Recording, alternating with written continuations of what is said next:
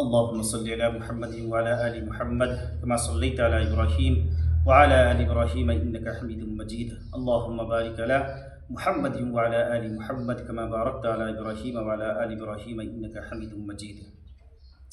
بھائی دوستوں اور بزرگوں اور میری عزیز ساتھیوں، جیسا کہ میں آپ لوگوں کو برابر رمضان کے بارے میں اپڈیٹ دے رہا ہوں، آپ تک حدیثیں پہنچا رہا ہوں،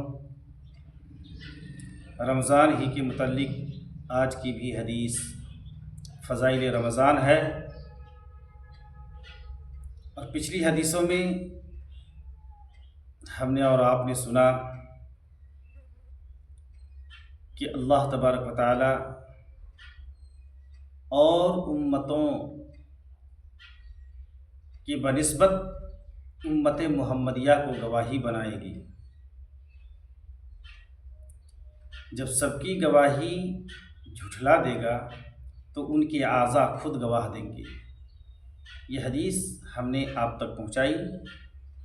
اسی کے متعلق چوتھی حدیث یہ ہے. چوتھی حدیث میں ارشاد مبارک ہے کہ میں تم کو کفار کے سامنے رسوا اور فضیحت نہ کروں گا. اللہ کہہ رہے ہیں کہ میں تم کو کفار کے سامنے رسوا اور فضیحت نہیں کروں گا، ذلیل و خوار نہیں کروں گا. یہ تو اللہ ہیں، ہمارے اللہ ہیں. اس لیے بھائی دوستو، اپنے گناہوں سے توبہ کریں اور اللہ کی وحدانیت اور بڑائی کبریائی کو سمجھیں اور اللہ کی وحدانیت پر عمل کرتے ہوئے اللہ کے حکم پر زندگی گزارنے کی کوشش کریں.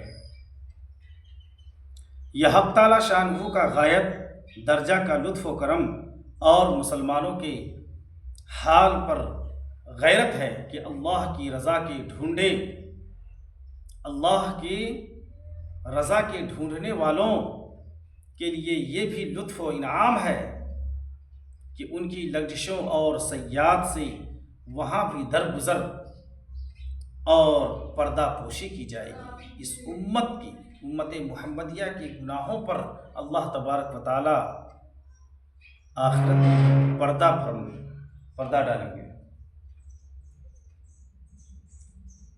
حضرت عبداللہ بن عمر رضی اللہ عنہما حضور اقدس صلی اللہ علیہ وسلم سے نقل کرتے ہیں کہ قیامت کے دن حق تعالی شانہ ایک مومن کو اپنے قریب بلا کر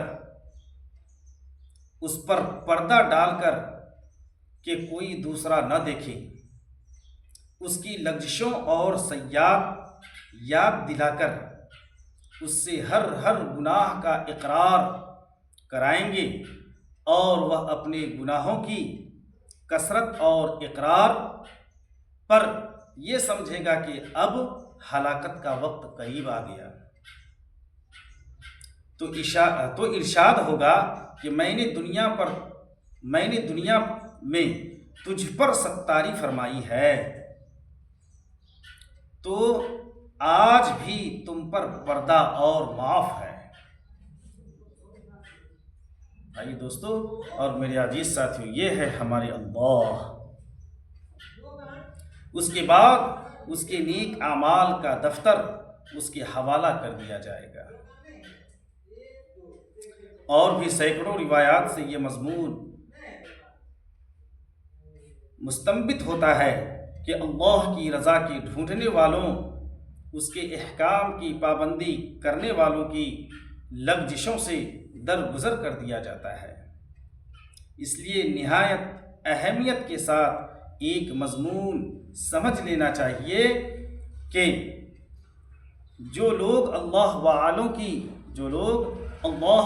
کی کوتاہیوں پر، ان کی غیبت میں مبتلا رہتے ہیں، وہ اس کا لحاظ رکھیں کہ مبادا قیامت میں ان کے نیک اعمال کی برکت ان کی لغزشیں تو معاف کر دی جائیں گی اور پردہ پوشی فرمائی جائے گی، لیکن تم لوگوں کے اعمال نامے غیبت کا دفتر بن کر ہلاکت کا سبب بنیں گے۔ اللہ جل شانہ اپنے لطف و کرم سے ہم سب سے درگزر فرماوے، آمین۔ پانچواں امر ضروری یہ ہے کہ حدیث بالا میں عید کی رات کو انعام کی رات سے پکارا گیا ہے۔ اس رات میں حق تعالی جل شانہ کی طرف سے اپنے بندوں کو انعام دیا جاتا ہے، اس لیے بندوں کو بھی اس رات کی بے حد قدر کرنا چاہیے۔ اور ہم لوگ کرتے کیا ہے بھائیو، دوستوں اور بزرگوں، کہ عید کی خوشی میں ادھر گھومنا ادھر گھومنا اور شکم شیر ہو کر کے کھاتے ہیں اور سوئے پڑے رہتے ہیں، حالانکہ اس رات بھی جگ کر کے اللہ کی رحمت کو لوٹنا چاہیے۔ بہت سے لوگ عوام کا تو پوچھنا ہی کیا، خاص لوگ بھی رمضان کے تھکے ماندے اس رات میں میٹھی نیند سوتے ہیں، حالانکہ یہ رات بھی خصوصیت سے عبادت میں مشغول رہنے کی ہے۔